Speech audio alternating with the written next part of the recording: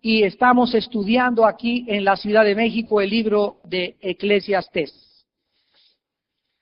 Estamos en el capítulo 5, versículos del 8 al 20.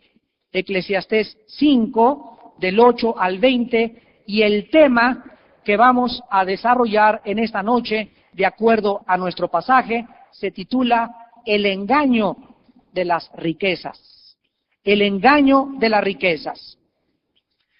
Hace aproximadamente 3000 años existió una reina que le llamaban la reina de Saba, que visitó a un rey muy famoso porque esta reina había oído en aquellos tiempos de la inmensa fortuna, sabiduría profunda, logros políticos, obras arquitectónicas, talentos musicales, y además que este rey era el único que realmente podía decir que conocía al Dios del universo.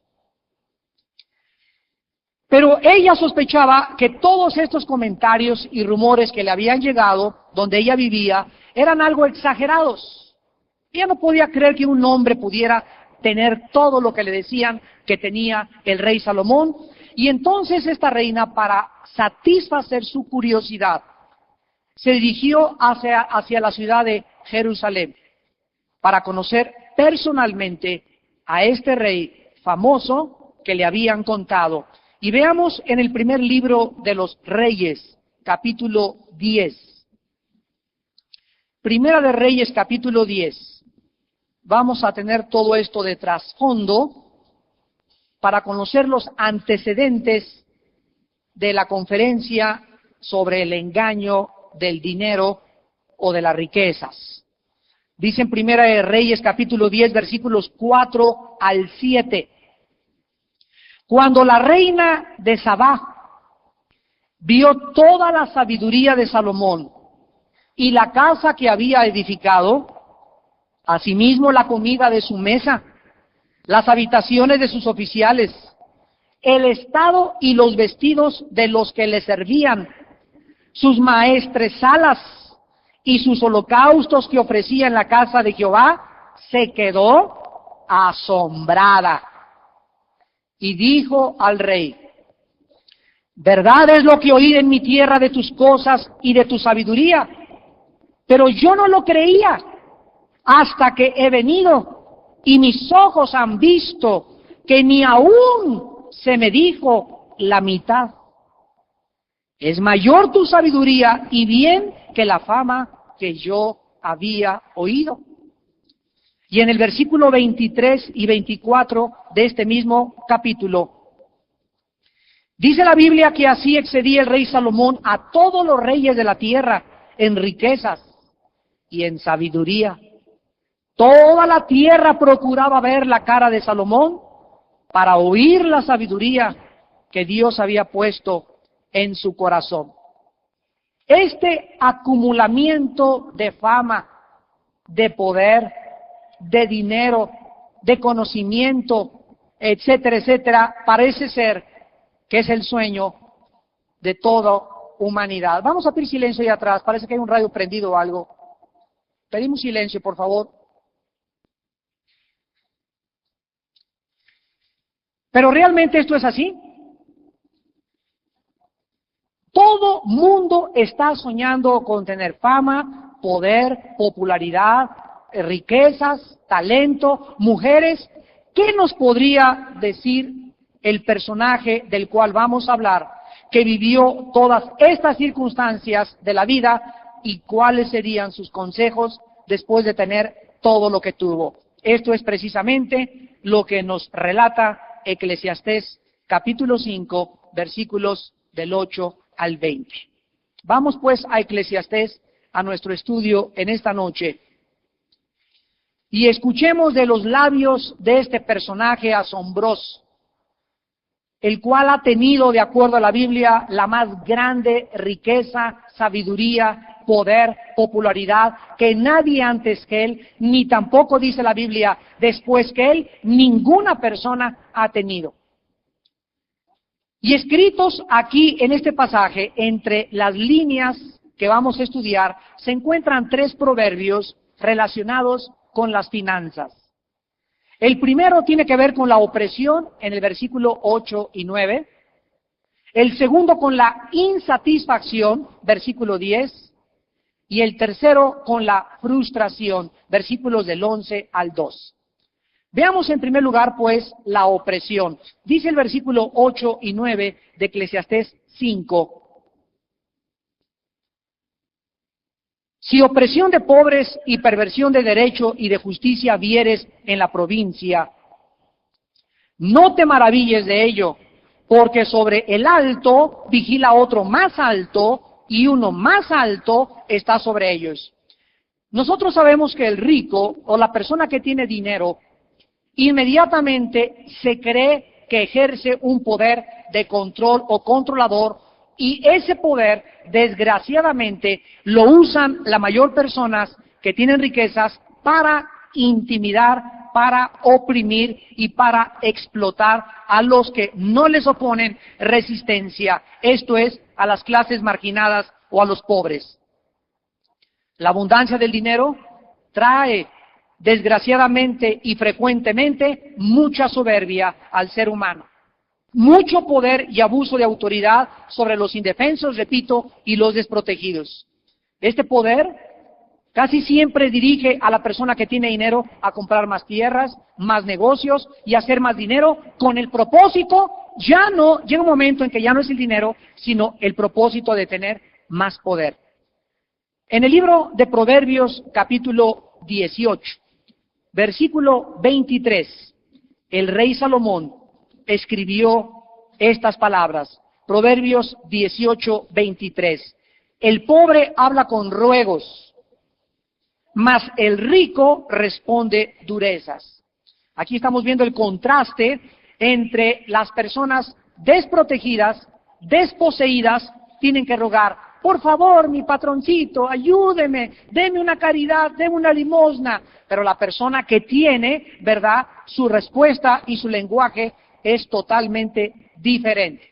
Contesta con durezas. Dice el capítulo 22 de Proverbios, versículo 7, Proverbios 22, 7, el rico se enseñorea de los pobres.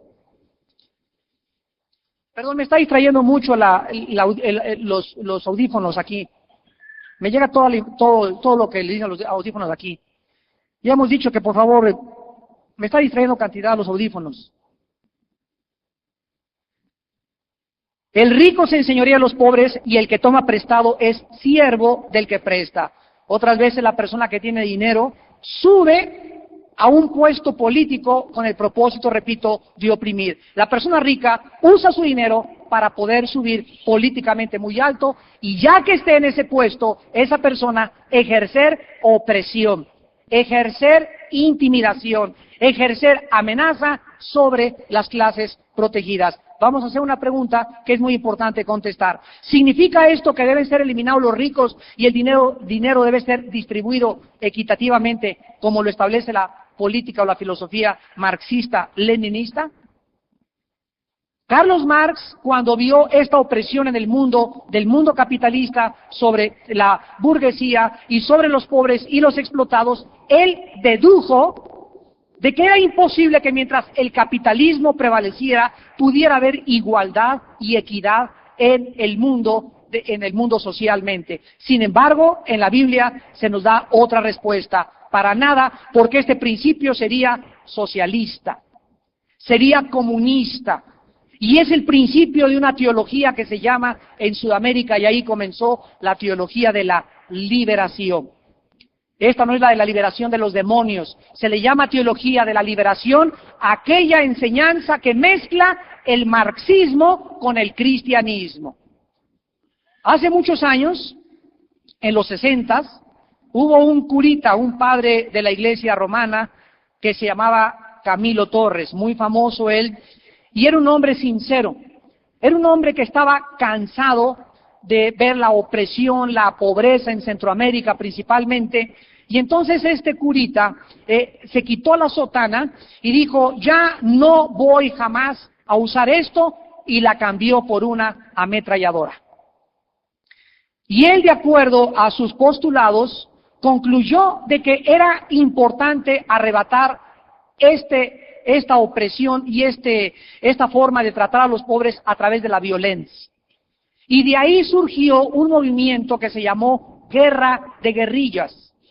El precursor y uno de los más fuertes exponentes de este movimiento guerrillero se llamó el Che Guevara, un doctor argentino que fue uno de los primeros que ayudó a Fidel Castro. Se conocieron aquí en México y en Veracruz planearon la invasión a Cuba antes de los 60, por los 60, se fueron en un yate Grama que alquilaron y se los financiaron con armas, y después el Che Guevara, cuando ya tomaron Cuba y sacaron a Batista, Fulgencio Batista, de dictador de Cuba, él dejó a Castro y él se fue a Sudamérica a continuar con este movimiento socialista, comunista, marxista de guerra, de guerrillas.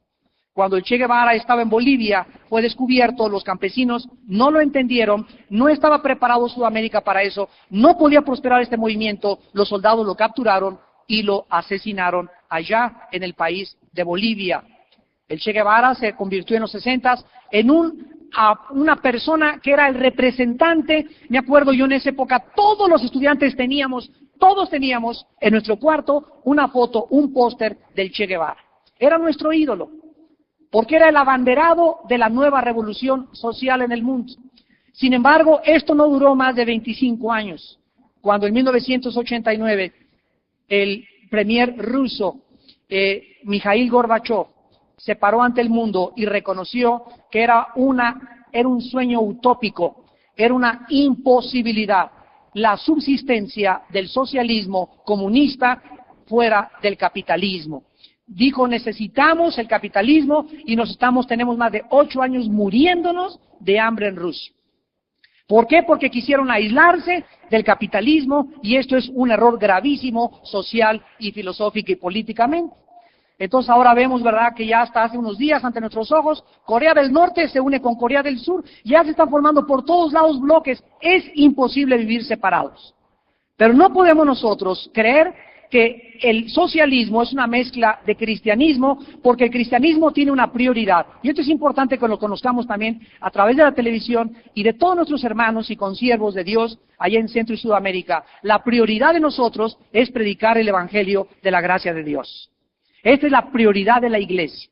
La función de la iglesia no es social, es espiritual. La iglesia no es una sociedad ni una organización de beneficencia pública. No es para que la gente venga y les demos caridad y ayudemos, porque no es la responsabilidad que Cristo nos dejó. Esto es mezclar el marxismo con el cristianismo. Ahora, como una segunda o secundaria responsabilidad que la iglesia tiene, claro que es ayudar a la sociedad. Y nosotros somos los primeros en cuando hay huracanes o devastaciones, hacemos juntar y estamos unidos a asociaciones de beneficencia pública, ¿verdad? Como es Manos de Ayuda, la Bolsa El Buen Samaritano de la organización Billy Graham, y todas estas organizaciones que se tratan y se organizaron para ayudar a los pobres, recurren a nosotros, a las iglesias, y nosotros cooperamos con ellos. Pero no es la primera responsabilidad, lo hacemos porque necesitamos también ayudar socialmente, pero entendámoslo no como una prioridad. La prioridad es predicar el Evangelio de la gracia de Dios. Cuando don Camilo Torres abandonó la sotana para unirse a los movimientos guerrilleros, es porque él nunca entendió el mensaje de Cristo. Y cuando el mensaje de Cristo no es predicado, no hay resultados. Entonces, el evangelio que predicamos no es un evangelio social, es un evangelio de carácter 100% espiritual. Y si no entendemos esto como cristianos, nos desviamos de nuestra misión, perdemos nuestro llamado y comenzamos a mezclar otras filosofías con la filosofía cristiana. Y ahí es cuando la Biblia se leuda y se prostituye nuestro ministerio.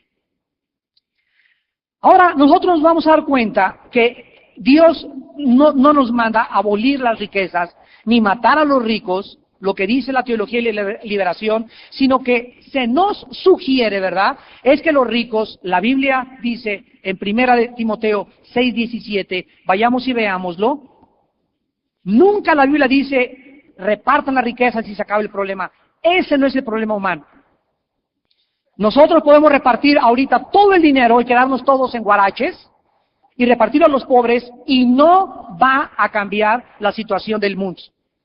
Tú dale a un pobre dinero o dale una casa y si esa persona no está preparada para ello, se lo va a gastar en alcohol o en golpear a esposas o en tener con ese dinero a más amantes. A un pescador tú no le des un pez o un pescado. A un pescador dale o enséñale, a una persona pobre, enséñale a pescar. Él no necesita los peces del mar, necesita una caña para aprender él a sobrevivir y cuando aprenda a pescar, él podrá sostenerse. Su problema no es que le des de comer, su problema es que necesita saber cómo trabajar.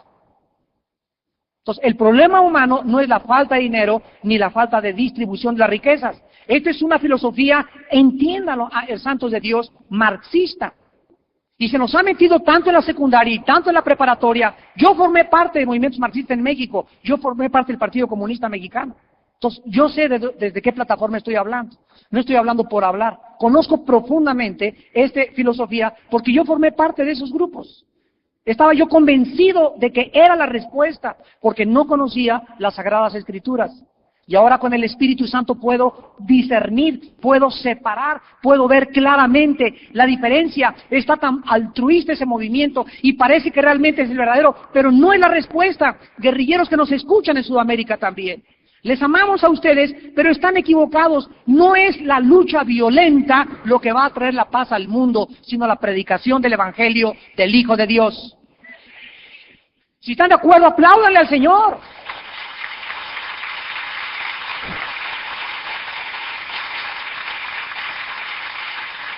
Dice Primera de Timoteo 6:17, a los ricos de este siglo, manda que vendan todo. ¿Eso dice? No dice eso.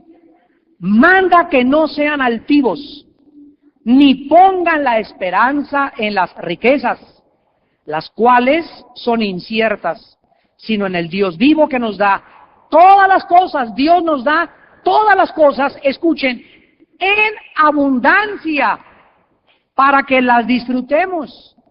No hay pecado en tener 3 millones de dólares y que lo disfrutes y te vayas a Miami y te vayas a París y te vayas a Inglaterra y te vayas a esquiar a Colorado Springs. No hay pecado en que tengas una casa en el Pocoyoc y otra casa en Las Lomas y otra en Cuernavaca. No es pecado ser rico. Quitemos esta filosofía de nuestra mente. No es pecado tener riquezas. El pecado es poner nuestra esperanza en ellas. El pecado es que las riquezas nos hagan orgullosos. El pecado es que esas riquezas yo no las sepa administrar justamente delante de Dios y no le dé a la obra de Dios lo que Dios me manda dar. Entonces, si yo gano 10 millones de dólares al mes, Dios quiere que siga ganando esos 10 millones de dólares. ¿Por qué voy a decir, no voy a ser pobre, como voy a decir guaraches? Pero esos 10 millones de dólares le doy $1 millón a la iglesia, o 2 o 3 a la iglesia, y a las obras y me quedo con 6, y Dios no se enoja porque me quede con la mitad. Mientras en la misma proporción le dé a la obra de Dios. Mientras yo dé a la obra de Dios, me libro de la avaricia. Mientras yo dé a la obra de Dios, me libro de la codicia. Dios lo que ve es eso, no el dinero. La Biblia no dice que sea pecado ser rico. Salomón fue inmensamente millonario, como lo estamos viendo. Abraham era multimillonario, David era multimillonario, y no era el dinero su problema. El problema es lo que el dinero hace cuando la persona deja de depender de Dios. Regresamos a Eclesiastés 5, versículo 10, y encontramos el segundo proverbio, la insatisfacción. El que ama el dinero no se saciará de dinero. Fíjense lo que dice, el que ama, no dice el que tiene dinero. Lean bien. El que ama el dinero, el que está enamorado del dinero, al que le gusta el dinero, a esas personas nunca se saciarán de dinero. Y el que ama el mucho tener, no sacará fruto. También esto es vanidad. La ambición y el materialismo no tienen límites. Casi todas las personas sin Dios que han tenido millones quieren tener 5, después 6, después llegan a 10, llegan a 20, y hay un fenómeno extraño, misterioso en los corazones de estos multimillonarios, que la historia nos lo confirma, y en las páginas de la Biblia hace 3000 años el rey Salomón nos advierte. Esas personas, es increíble y paradójico que sean las personas más insatisfechas en esta vida. Insatisfechas. Hay una profunda insatisfacción. ¿Por qué? Porque Dios no nos creó para que el oro y la plata nos pudiera satisfacer. Dios no creó al ser humano, nuestro fabricante, no creó a mi Suburban para que corriera a 250 kilómetros por hora, ni la cargara con 4 toneladas. La diseñó el fabricante para que corriera a tal velocidad y para que tuviera cierto peso, y si yo violo los manuales originales del fabricante de un vehículo, ese vehículo no me va a durar mucho. Entonces nosotros tenemos que recurrir al manual del fabricante, que es la Biblia, y consultar para qué fuimos hechos. Y cuando leemos la Biblia nos damos cuenta que no fuimos hechos para tener dinero. Es secundario, no es el asunto el dinero. Si lo tienes, gloria a Dios, pero no voy a vivir ahí, ni con mis ojos ahí, ni me va a quitar el sueño, ni va a ser mi único objetivo en la vida, porque estas personas nunca, dice la Biblia, estarán satisfechas. El que ama el dinero nunca se saciará. Porque fuimos creados para Dios. Fuimos creados para encontrar satisfacción en Dios. Fuimos creados para que solo Él llenara los anhelos más profundos de mi alma y de mi corazón. Si yo quiero confundir lo que solo Dios me puede dar, y lo quiero encontrar en el sexo, en muchas mujeres, en pornografía, en el dinero, en fama, en poder, en popularidad, todas estas cosas me dejarán siempre sediento. Jesús le dijo a la mujer samaritana en Juan 4, cualquiera que beba de esa agua, cualquiera que crea que en el mundo puede encontrar satisfacción, volverá a tener sed. Mas el agua que yo les doy será una fuente de agua que brote para vida eterna. La insatisfacción. Y en tercer lugar encontramos en el versículo 11 al 12 la frustración. Cuando aumentan los bienes, también aumentan los que los consumen. ¿Qué bien pues tendrá su dueño sino verlo con sus ojos? Dulce es el sueño del trabajador. Con mucho, coma poco. Pero al rico, qué paradójico, ¿verdad? No le deja dormir la abundancia. Ahí el peón, el campesino, ara el trabajo todo el día y se acuesta y hasta ronca el compadre. Y nos asomamos en el mundo, si viajáramos así por las casas y nos metiéramos al castillo y espiáramos a un príncipe o a un rey o a un multimillonario o a un expolítico político, y nos metiéramos a su casa, nos daríamos cuenta que ni siquiera pueden dormir pacíficamente. Con el aumento de las riquezas y de las posesiones, también aumentan los problemas y también los malos amigos y las preocupaciones. Un escritor famoso dijo, cuando una persona aumenta sus riquezas y sus bienes, también aumentan los parásitos a su alrededor. Cuán cierto es esto, ¿verdad? Veámoslo en Proverbios capítulo 14. Cuán ciertas son estas palabras. Dice Proverbios 14, versículo 20. El pobre es odioso aún a su amigo, pero muchos son los que aman a Ricky Ricón. Una desgracia grandísima en la vida es eso, que tú sepas que la gente que se te acerca es por tu dinero. Qué triste, ¿verdad? ¿Cuántos cuentos hemos visto y películas y ilustraciones en obras de teatro de esos millonarios que se quitan sus vestiduras reales o su casa y se van a un mundo, ¿verdad? Y trabajan en un restaurante para tratar de enamorarse de una muchacha que se case con ellos por lo que son y no porque son reyes o porque son príncipes. Hay muchas películas al respecto. Porque es una grande realidad. Las personas que tú sabes y que ellos saben que tienen dinero, casi toda la gente que está a su alrededor son parásitos y son personas que se acercan para tratar ¿de qué? De sacarles algo. Dice Proverbios 19, versículo 4. Las riquezas traen muchos amigos, mas el pobre es apartado de su amigo. Por afuera, la vida del rico ambicioso parecería tranquila y feliz, pero interiormente vive frustrado, insatisfecho y lleno de soledad. Dice el rey Salomón en Eclesiastés 5, del 13 al 17, dos cosas dolorosas que debemos recordar en esta noche. Dos males que las riquezas nos pueden traer cuando las usamos, insisto, equivocadamente. Número 1, versículos del 13 al 15. Hay un mal doloroso que he visto debajo del cielo. Las riquezas guardadas en el banco, en dólares, en petrobonos, etcétera, etcétera, por sus dueños, para su mal, las cuales se pierden en malas ocupaciones, y a los hijos que engendraron, nada les queda en la mano. Como salió del vientre de su madre, desnudo, así vuelve, yéndose tal como vino, y nada tiene de su trabajo para llevar en su mano. En primer lugar, el primer mal que Salomón nos recuerda es que los codiciosos se autodestruyen. ¡Qué revelación tan profunda! Una persona que comienza a guardar dinero en propiedades, comprar terrenos, no importa en lo que invierta dinero, y esta persona no está involucrado en la obra de Dios, y su dinero es para si se enferma, o para que a mis hijos les quede algo, o por si llego a los 60 años ya no tengo seguro social, voy a tener que comer. Si el propósito y el motivo de mi dinero es esto, la Biblia dice,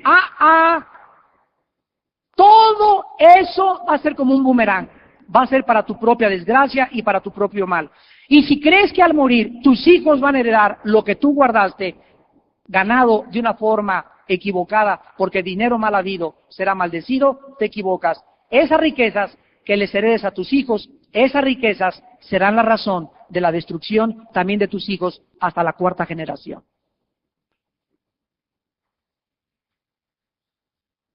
Dice la Biblia en Éxodo 20, del 2 al 4 o al 5, que los pecados de los padres alcanzan a los hijos hasta la tercera y cuarta generación de los que aborrecen a Dios. Muchos de ustedes, lo puedo mencionar abiertamente, han oído de la famosa familia Kennedy en Estados Unidos. Una de las familias, aquí en México hay familias similares, no digo sus nombres, también muy famosos, multimillonarios, que hicieron su dinero de la gente. Y vean ustedes la maldición. El papá de los Kennedy se llamaba Joseph. Y en la década de los 20, cuando hubo la ley seca, que se quitó en 1932 aproximadamente, ¿saben ustedes de dónde hizo el dinero este señor? Vendiendo alcohol destilado y vendiendo alcohol de contrabando. De ahí se hizo millonario. Entonces, ese dinero, ¿verdad?, se lo heredaron, hicieron un imperio, formaron una familia, se involucraron en la política, y uno por uno de los hijos de los hijos, ahora los nietos, la mayoría están en drogas, suicidándose, muertes trágicas, casi toda la familia, y desgracia tras desgracia en ellos. El último que se acaba de matar, ¿verdad?, en un avión con su novia, que por cierto era cristiana, era John F. Kennedy Jr. Una semana antes estuvo con Billy Graham en su casa y le estuvo testificando Billy Graham acerca de su salvación. Solo Dios sabe si ese muchacho está en la presencia de Dios. Pero así nos damos cuenta que las familias que creen que con ese dinero van a hacer un imperio, se equivocan. Ahí tenemos la famosa película El Padrino, de Mario Puzo, ¿verdad? Una familia que es ficticia, pero que realmente existe en cada familia siciliana de la mafia, donde todos, ¿verdad?, todos absolutamente mueren trágicamente y ninguno disfruta nunca lo que sus padres o el padrino les heredó. Síguele con tu compadre el padrino y vas a ver cómo te va a ir. Y el segundo mal, el versículo 16 y 17, es que los que viven bien a menudo, mueren mal. Este también es un grande mal, versículo 16, que como vino, así haya de volver. ¿Y de qué le aprovechó trabajar en vano? Además de esto, todos los días de su vida comerá en tinieblas, con mucho afán y dolor y miseria. ¿Qué escena tan trágica nos describe Salomón? Contentamiento, felicidad ni paz. Mucha gente, nos muestra la Biblia, vivió deprisa, corrieron deprisa, ganaron mucho dinero deprisa, lo gastaron deprisa y muertos también deprisa se murieron. Dice Proverbios capítulo 23,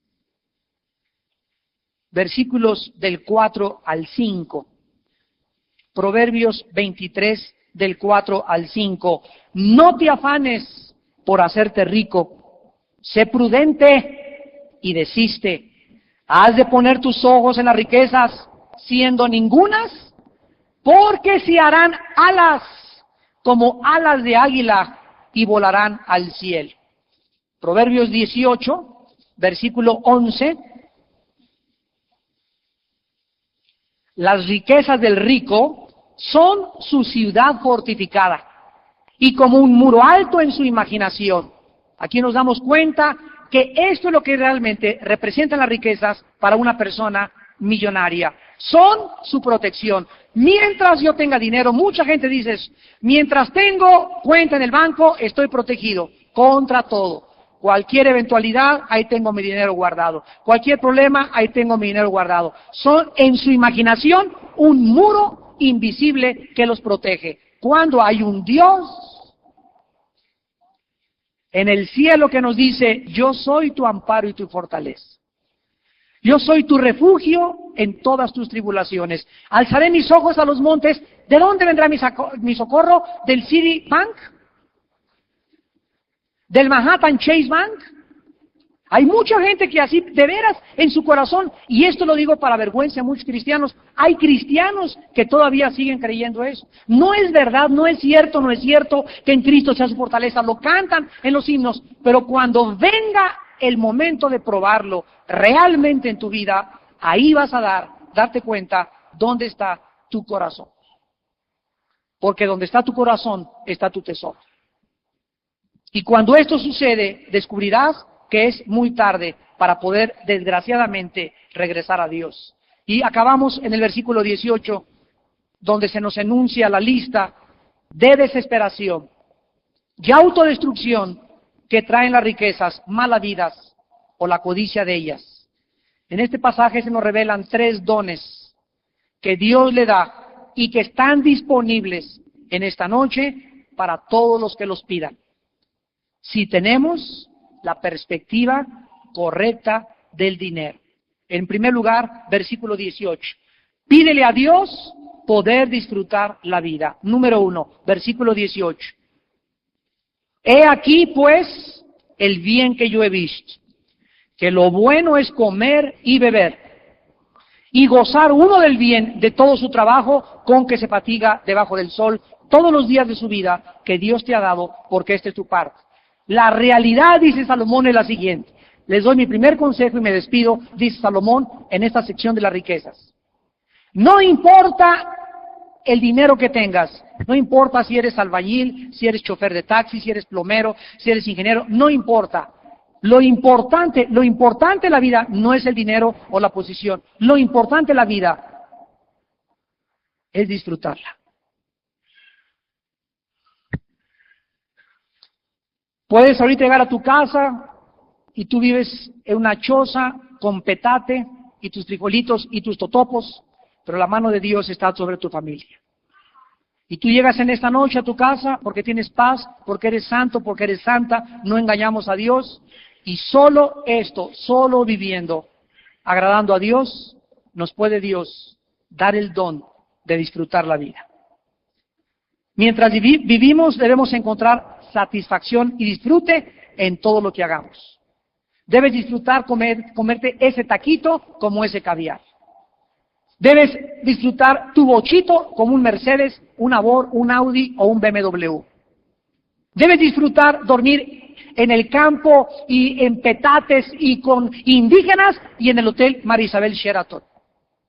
Debes descubrir en la vida en esta noche lo que dice Filipenses 4 del 10 al 3. He aprendido a contentarme cualquiera que sea mi situación. Sé vivir sin dinero y sé vivir con abundancia. Todo lo puedo en Cristo que me fortalece. Esto es un don de Dios. Porque si tú no tienes ese don de Dios en tu vida, cuando no tengas, vas a sufrir, vas a estar frustrada, vas a estar enojado porque no tienes esos trajes, ni ese vestido que tu esposo no te puede comprar, ni te has cambiado a la casa que la vecina ya tiene, y que tu hermanita ya se compró casa también y tú no tienes, y vas a vivir inconforme, y te vas a amargar, te vas a afectar tu salud, y todo porque no tienes la mano de Dios sobre tu vida por tu incredulidad e inconformidad. En el libro de los Números, del capítulo 10 al capítulo 15, encontramos las protestas del pueblo. Y cuando les faltó de comer, se volvieron contra Moisés los judíos. Ahora no tenemos carne, en Egipto teníamos la inconformidad y la incredulidad. Y dijo Dios a Moisés, diles que mañana les voy a mandar a los lados del camino codornices hasta que se sacien y hasta que les salgan las alas de las codornices por las narices. Y Dios les manda eso que estaban chillando y por incrédulos, inconformes, y les da Dios, miren cómo es Dios, les da Dios lo que les pide. Y en cuanto ellos comienzan a comerse las codornices, la mayoría de ellos caen muertos. Dice la Biblia, aún no habían masticado el primer bocado cuando el juicio vino sobre sus vidas. Muchas veces dices, yo me quiero casar con ese hombre, pues está bien, dice Dios, te doy lo que quieras, eso quieres, toma, pero el momento en que Dios te dice, te doy lo que quieras, te está juzgando. Te está juzgando, porque Dios sabe que no te va a cambiar tu corazón, que tú estás encaprichada con ese hombre, Dios te lo da, y te lo da para que sea la causa de tu más grande desgracia. ¿Te quieres casar con esa mujer? Cásate con ella. Ya el pastor te dijo, no te cases con ella, espera que crezca, espera que sea cristiana. ¿Te quieres aferrar? Dios no puede contender desde Génesis 6 contra nuestro espíritu porque somos carne. Dios no puede violar nuestra voluntad. Dios, les dije el domingo, hizo milagros en Egipto y mandó plagas. Para Él no fue nada difícil convertir el Nilo en sangre, mandarles piojos, pero Dios no pudo en 40 años cambiar las mentes de más de 2 millones de personas. Si me preguntas si hay algo que Dios no puede hacer, te contesto en esta noche. Dios puede hacer todo menos cambiar y violar nuestra voluntad. Es increíble esto, es una revelación tremenda de Dios. Dios no puede forzar a que tú creas, ni que tú pienses como Él piensa. Es libre de hacer lo que te dé la gana. Y si quieres eso, Dios te lo da, pero lo vas a encontrar que es para tu desgracia. Pídele a Dios, número 1, en esta noche, que tú puedas disfrutar la vida.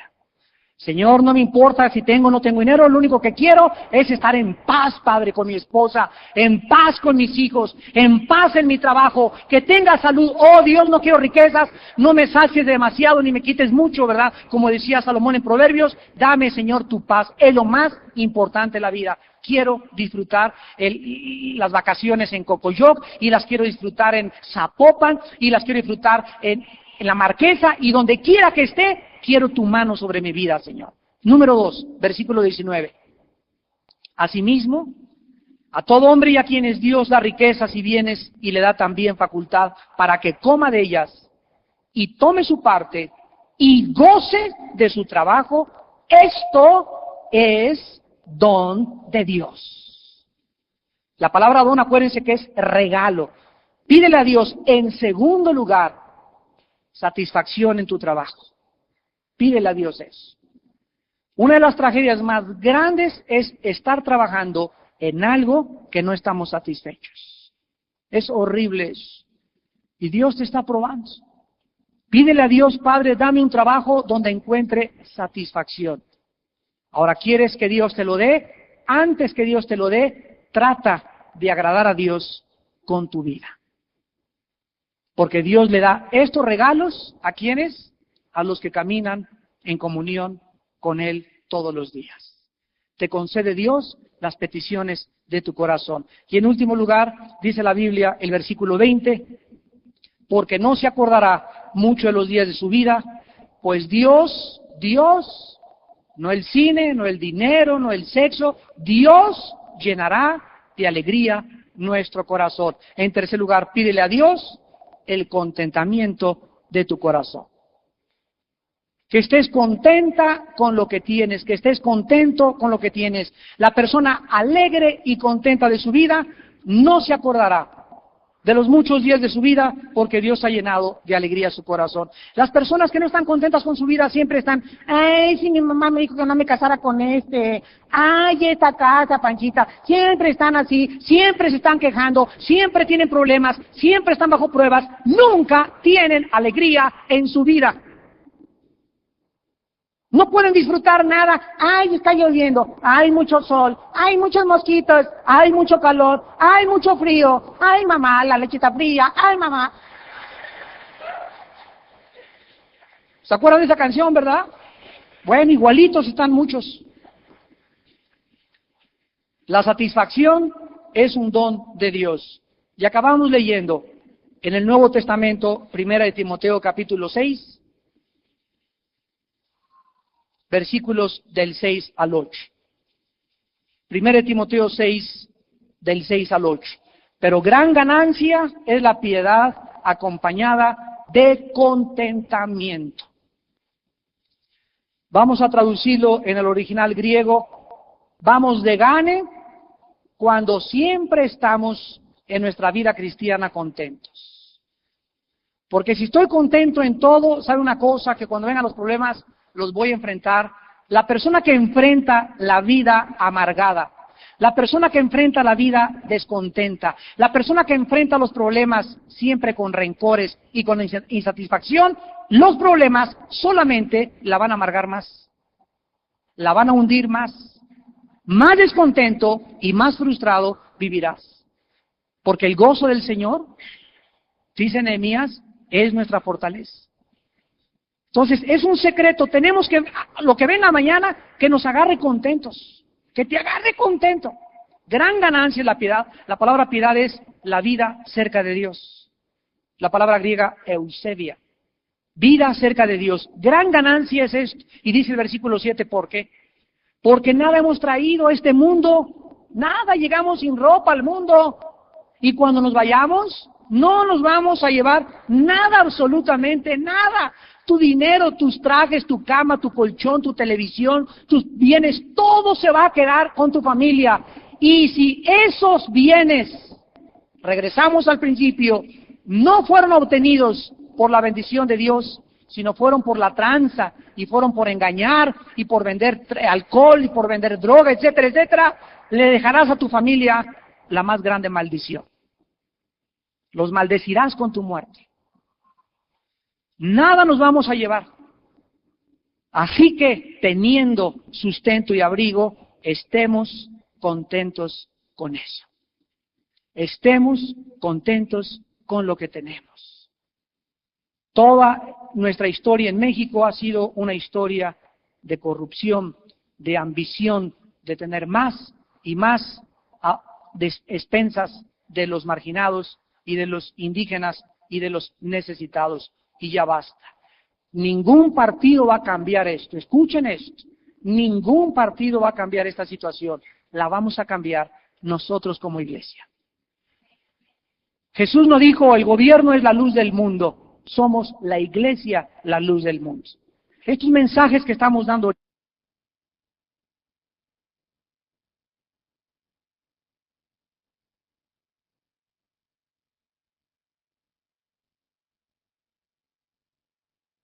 una vez, dos veces, y hasta la cuarta o quinta vez, discúlpenme, dice, no soy muy inteligente, me cae el 20. Pues qué bueno, hermana, de eso se trata, de escuchar la palabra, y día y noche la palabra, hasta que, como dijimos, ya no corra hemoglobina, sino biblina por tus venas. Que estés lleno de la palabra de Dios, que la palabra de Dios more en abundancia en tu corazón, que estos conceptos y estos principios formen parte ya y estés convencido de ellos y los transmitas y los vivas a tu casa y a tu vida y a tu familia y a tu negocio, los pongas en práctica. Porque esto es lo que va a hacer cambiar el mundo. Y ¿sabe una cosa? Yo sé profundamente que en estos próximos años Dios va a levantar Danieles, Samueles, aquí en México, hombres y profetas de Dios que van a estar cerca de los más grandes gobernantes. Aunque nuestros gobernantes no sean cristianos, que haya hombres de Dios en México, puede ser tú, puede ser tú, puede ser tú, que vivan cerca de estos gobernantes y que puedan con su testimonio influirlos. La semana pasada tuvimos un desayuno con casi todos los líderes cristianos evangélicos de México, ahí en el Hotel Marisabel, y me dio mucho gusto conocer a uno de los principales ahorita asesores del presidente Zedillo, hermano en Cristo de nosotros. Les pido que oren por él, se llama Hugo Flores, doctor Hugo, egresado de Harvard, doctorado en ciencias políticas, consejero del presidente. Ahí estuvo con nosotros en el desayuno y nos dio un panorama político de lo que está pasando en la República Mexicana. Y este hombre, Dios lo ha levantado, tiene 31 años de edad. 31 años de edad, este muchacho. Está en Los Pinos con el presidente. Tienen estudios bíblicos los sábados, me reservo el nombre de los que van a los estudios bíblicos, y ahí están compartiendo la palabra. Es lo que Dios está haciendo. Si tú crees que no han llegado la palabra de Dios allá, mira nada más a quién tiene Dios ya cerca de los grandes gobernantes. Y Dios va a levantar más hombres y más jóvenes de este calibre para que México pueda ser cambiado. Y así podamos entender que solo el mensaje de este libro, en la palabra de Dios, puede cambiar el rumbo de nuestro amado y queridísimo México. Oremos. Padre, te damos gracias por darnos ecuanimidad, equilibrio y comprensión de tu santa palabra.